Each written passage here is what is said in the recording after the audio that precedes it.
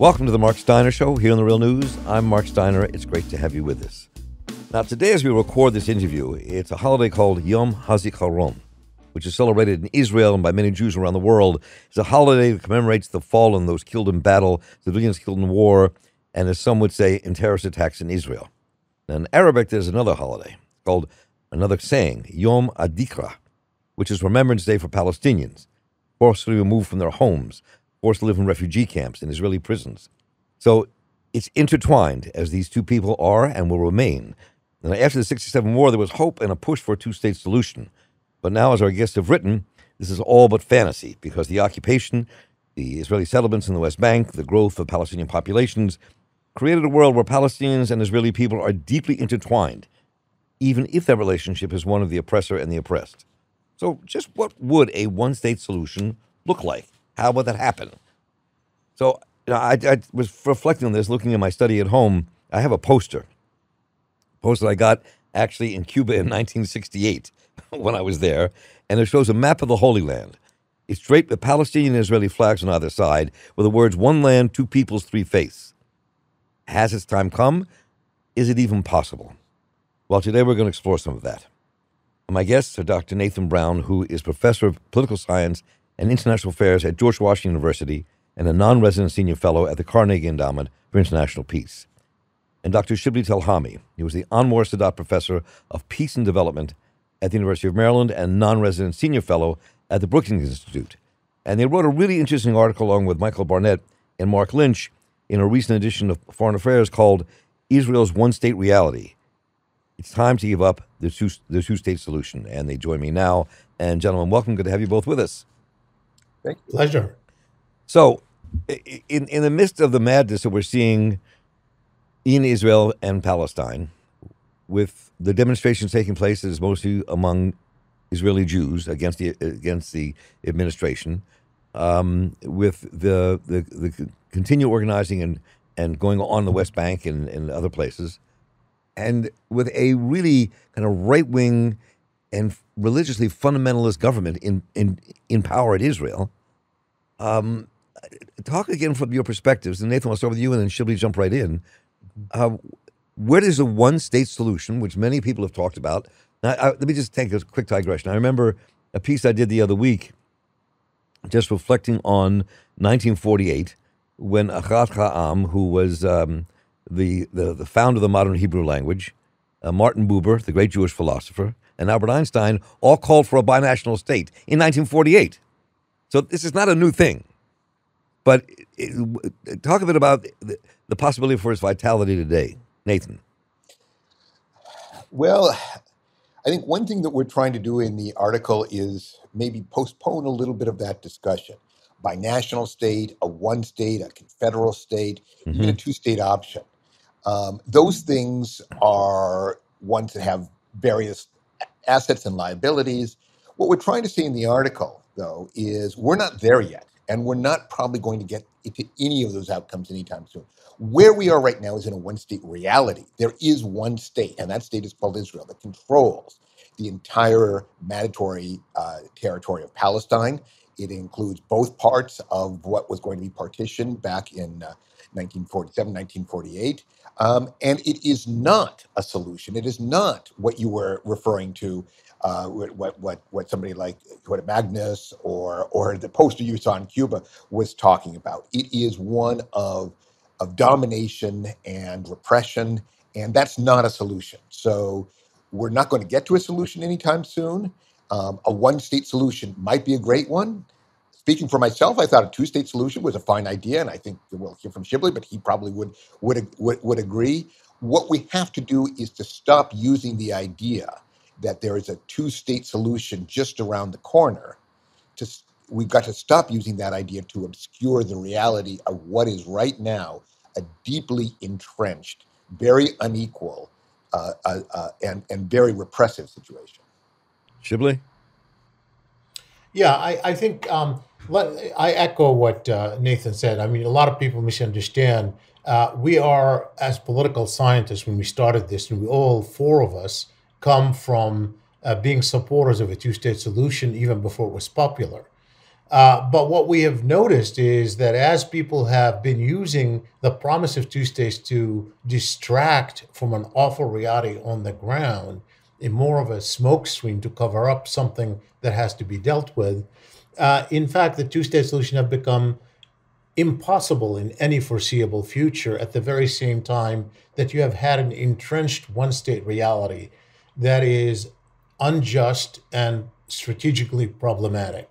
And so, what we basically set out to do is to define that one reality, to say, number one, why it is a one state reality. Number two, wherever you're going to go down in the future, and we don't have a solution.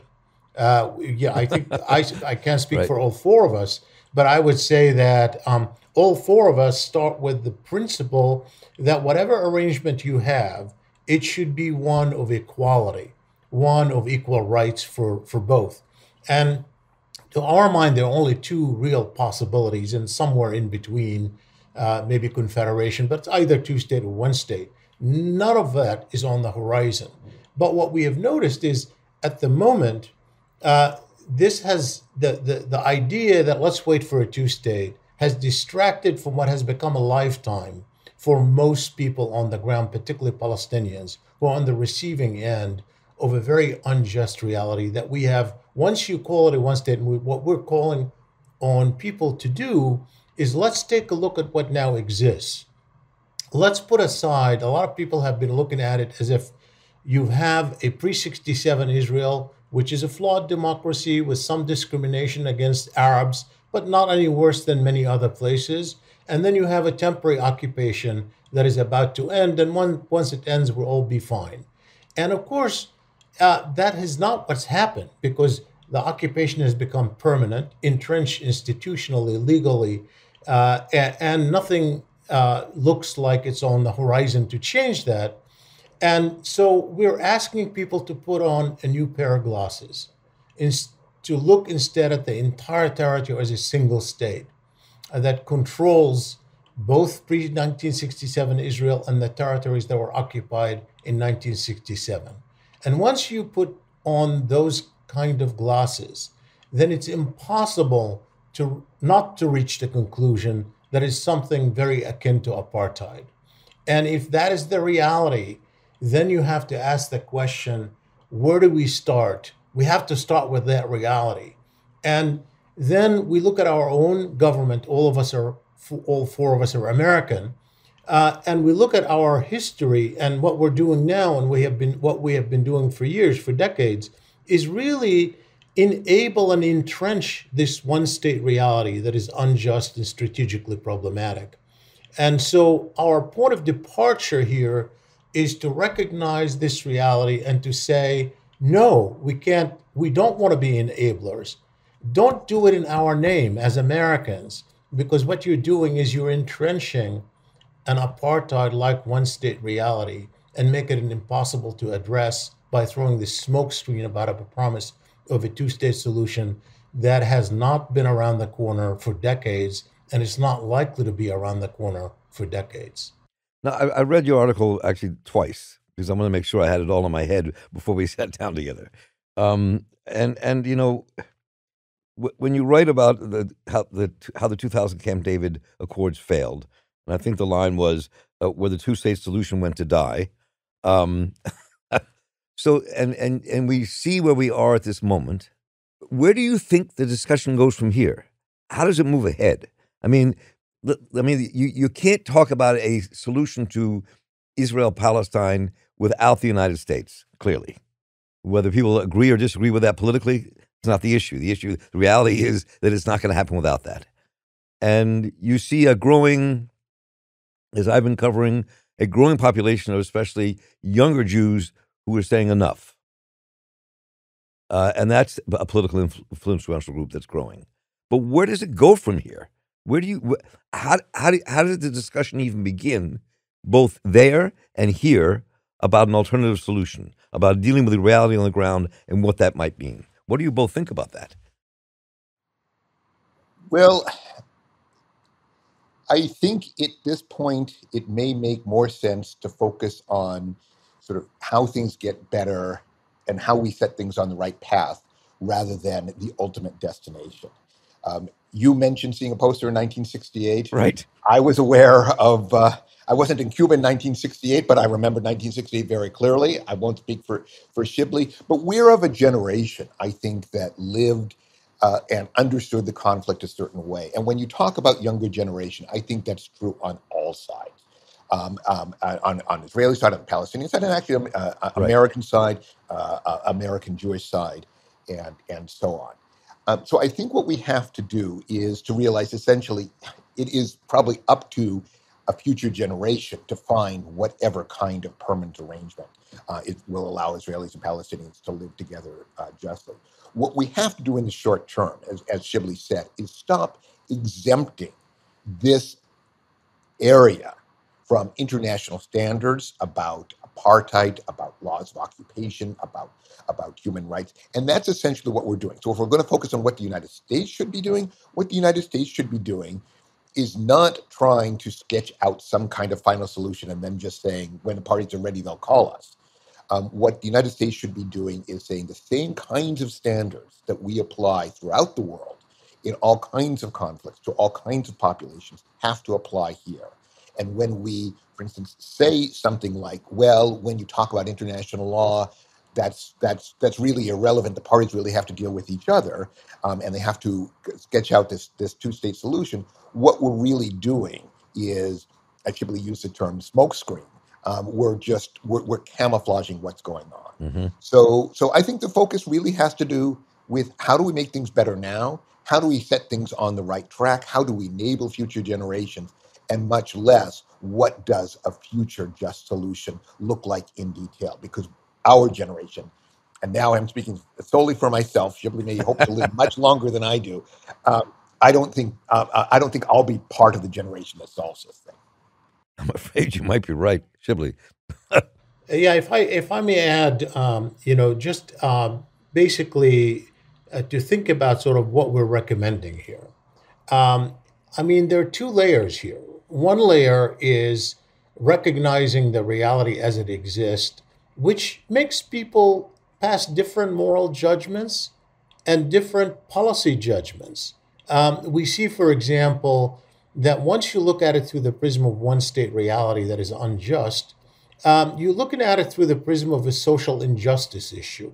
You look at it as, and we see a lot of Americans, for example, in the public opinion polls that I'm doing in the U.S., the shifting attitudes toward Israel-Palestine are predicated on this shifting assumption, increasingly looking at Israel-Palestine as an issue of social justice, similar to racial issues in America and elsewhere, rather than as a strategic problem that needs to be resolved. And even some of the young evangelicals are looking at it that way instead of looking at it through the prism of biblical prophecy, according to our newest polls. So I think that that's one thing about the reality and figuring out how you as a society, it's not just government. We're not only talking about governments, we're talking about individuals, about society, about people who care about human rights, people who care about democracy, the world over, transnational organizations. So we're not only talking about a government, but secondarily, we're not taking anything away from the tools available to government in addressing what are obvious violations of international law. So when we say we want the world to recognize that it is now a semi-permanent one-state reality, we are not saying that that Israel is sovereign over that one state.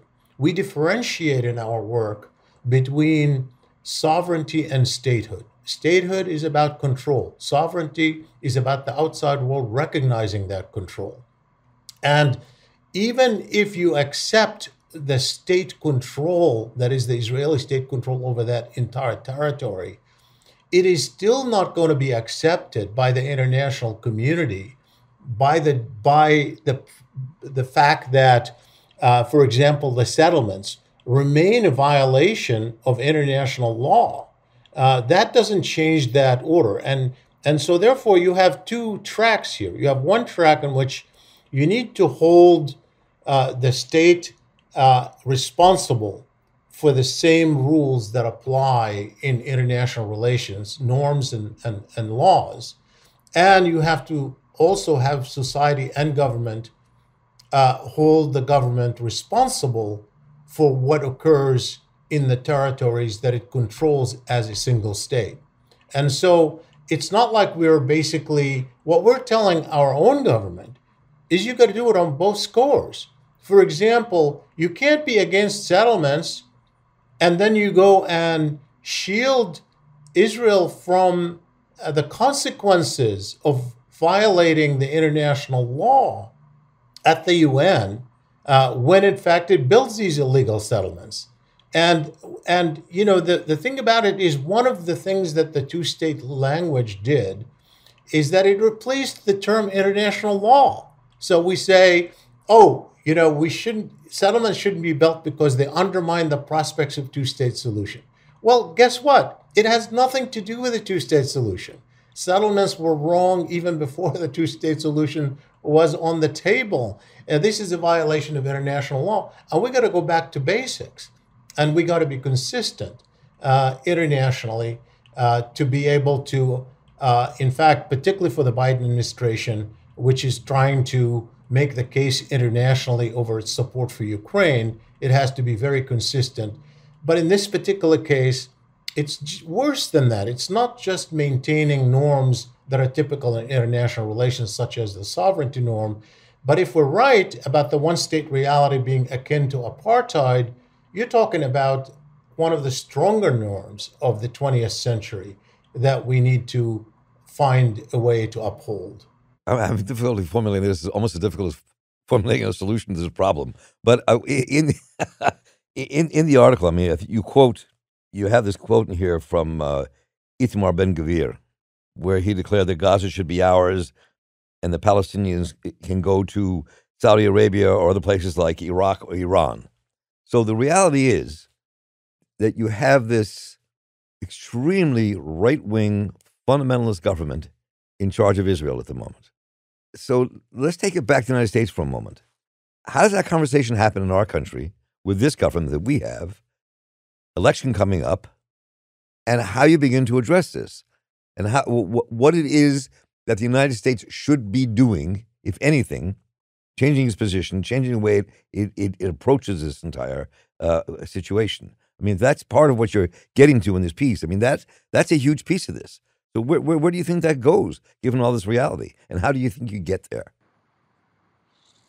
Nathan, go ahead. Yeah, it's a tough question, and I will confess here I'm realistic. I think that current Biden administration just does not want to deal with this. People who deal with this issue are actually pretty well aware of what's going on, and they wouldn't necessarily disagree with much of our analysis about where things are right now. Right. Just the idea of this incredible sea change that's coming into an election, it's like, let's not deal with that. Let's deal with other issues. And that's one reason why I think a little bit of longer term focus may be required. I think the sorts of sea changes in thinking that Shibley was talking about, focusing on rights, focusing on equality. I mean, one implication, for instance, would be that the situation of the population of Gaza, 1 million people under siege now, for really, in some ways, a couple decades. Yeah. That's a pressing issue. That's not just sort of a moment, a short-term security curfew or anything like that. This is an ongoing, engineered, humanitarian disaster. And talking about issues like that much more, placing current restrictions, and some of which may have some security justification, many of which do not. And these are ones I will say, you mentioned Ben-Gvir. Certainly the current Israeli government is suggesting the prospect of making things far, far worse. But these problems predated the current Israeli government.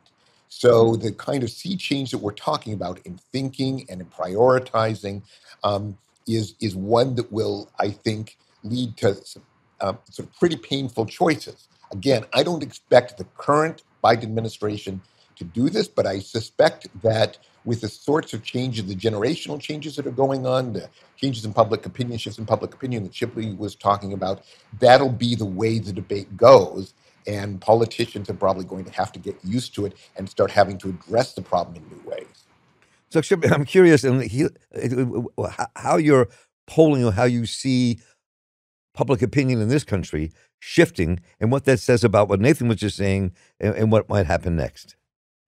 Yeah. So first, let me just add to what Nathan said on absolutely basically on this thing that it's not just Ben Gvir, right?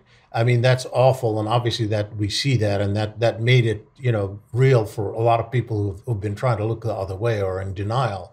But the reality of it is, the Pew poll in Israel showed 48% of Israelis support the statement that Arabs should be expelled or transferred from Israel.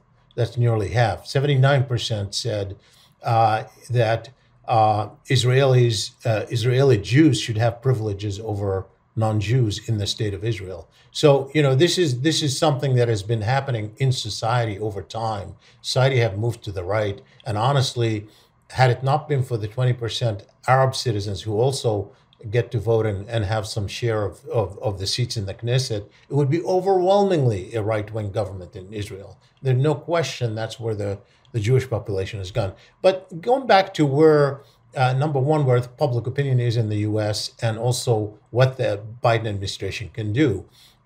First, with public opinion, there's no question there's been a transformation, particularly among Democrats, less so among Republicans, but definitely among Democrats, where increasingly Democrats are tilting toward the Palestinians over Israel. We saw not just my polling, but the Gallup poll recently that showed for the first time in all their years of polling, Americans sympathize more with the Palestinians with Israel than with Israel by 11 percentage points. We've seen that. Also, Americans, I'm not sure that they see Israel the same way that politicians do. In fact, I'm releasing a poll literally today in an article that the Brookings Institution is publishing that shows that among those who express opinions about what kind of state Israel is, there is equal plurality that on the one hand says Israel is a flawed democracy, and the same number of people say it is a state with segregation similar to apartheid. So that's of all Americans, and a plurality of Democrats say that it's a state with segregation similar to apartheid. So we have something really shifting even at the public level. But with the administration, while I agree with Nathan that there's nothing that could be expected that would lead to a solution by the government, there are things that the government can do without much trouble, in all honesty, to stop being part of the problem and start being part of the solution. For example, if in fact our description is right, that what we now have is a one state reality similar to apartheid, do we really have shared values between the United States and Israel as it now exists? So if not, why are we saying that? Why are we misleading people? Why aren't we telling the truth? If in fact a two-state solution is not on the horizon, why are we lying that we're trying to stop a UN resolution in order to save a two-state solution, when in fact in the process we're enabling the construction of settlements? We're working overtime to reinforce the status quo instead of change it. So all we're saying is stop doing it, not do something new. Stop saying these words. Stop shielding Israel at the UN when in fact it's violating international law over settlements, for example. And why are we working overtime to try to bring peace between Arab states and Israel without tying it to addressing the Palestinian issue, divorcing it from the Palestinian issue? We're working overtime. We're sending our diplomats. We're twisting arms. We're creating incentive. The president himself went to Saudi Arabia in part for that purpose. Why? So we are already doing things in order that actually entrench the status quo. All we have to do is stop doing that. It's not that we need to do a solution, but stop being part of the problem. That's the first step to moving forward. So I'm very curious as to both of your kind of personal political analysis about where you think the future might take this. None of us are prescient, but I mean, but when you look at the end of apartheid in South Africa and the falling of the apartheid regime, you look at the end of segregation in America and what happened in the South and across the United States from the 1960s. Neither one ended up in a panacea. And there's still, I mean, the right wing is very powerful in this country, and South Africa is a mess. To put it lightly. So, given that, though, I'm really interested to hear what you both think about how you think it can proceed to go forward, and what do you, how do you, I mean, you've both been in this for a long time, and as have I, and I have no answers. I'm not going to ask you to say that you both have answers to this, but how do you see the future unfolding, and how can it unfold? Given the reality of one state at the moment, because that's what it is. I think that's a fantastic question, and I don't think I have a fantastic answer. I think different communities are moving in different directions, and let me just make a couple observations. Please. I won't offer hope or a panacea, but just some interesting movement. I think one of the interesting things here, and I'm going to speak personally, American Jewish community made almost a deliberate decision in the last third of the 20th century. We're going to reorient American Jewish identity around Israel in terms of pronunciation, in terms of food, in terms of Israel experiences, and so forth and so on. And I think that's in crisis right now, where you've got a significant part, especially of non-Orthodox American Jews, essentially saying, we don't like where this country is going. And so it's a crisis for the American Jewish community that you won't see at the leadership level, but you'll see at kind of the grassroots and the younger generational level. And it's beginning to play out in policies of Hillel towards dealing with BDS and so on across college campuses and so on. So it's playing out in an interesting way there. And I don't know how it will shake out. Among Palestinians, I think there's a disengagement from the old leadership structures. PLO, Palestinian Authority, doesn't look to anybody right now like it's a kernel of a Palestinian state. But where that goes, do new structures arise? How is it the Palestinians who are divided among all these different West Bank, Gaza, Israel, diasporans, do they have any capability for forming new strategies, new visions? Again, there's a new generation that's, kind of toying about these things on social media, but are they capable of building a sustained movement? I don't know. And then a final thing just to watch is, Shibley said, we're not just talking about governments, we're talking about people and individuals.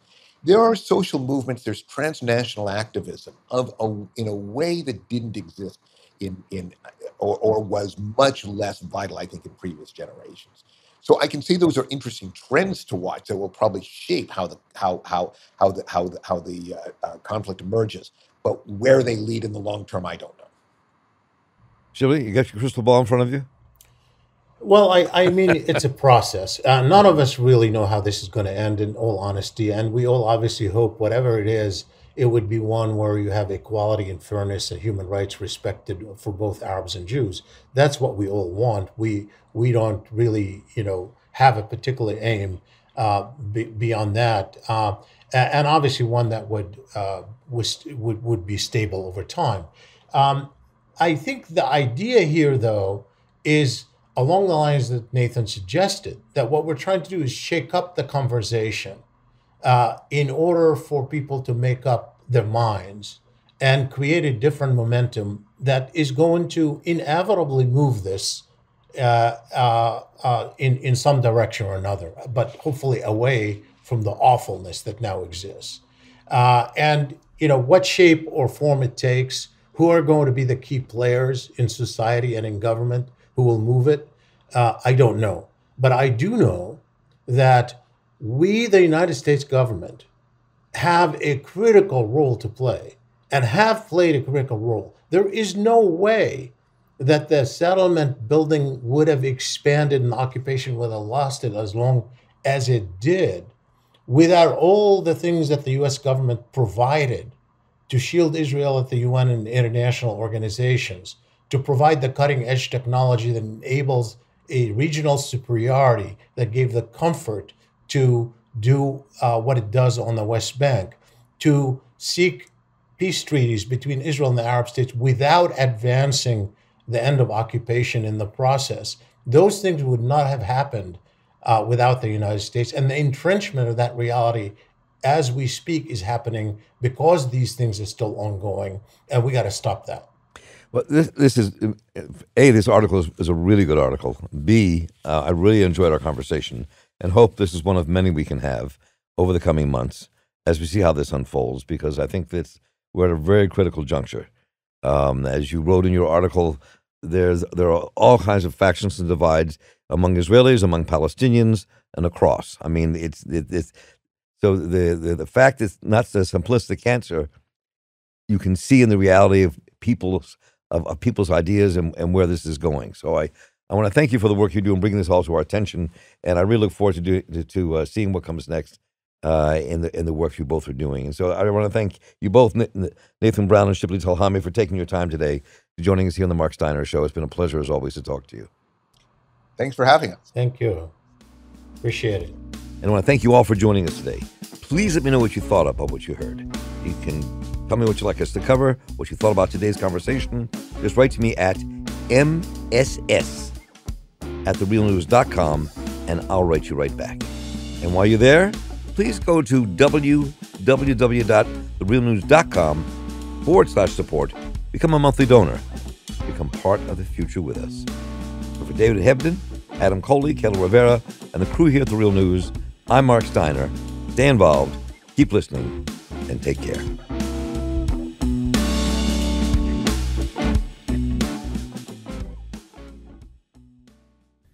Thank you so much for watching The Real News Network, where we lift up the voices, stories, and struggles that you care about most.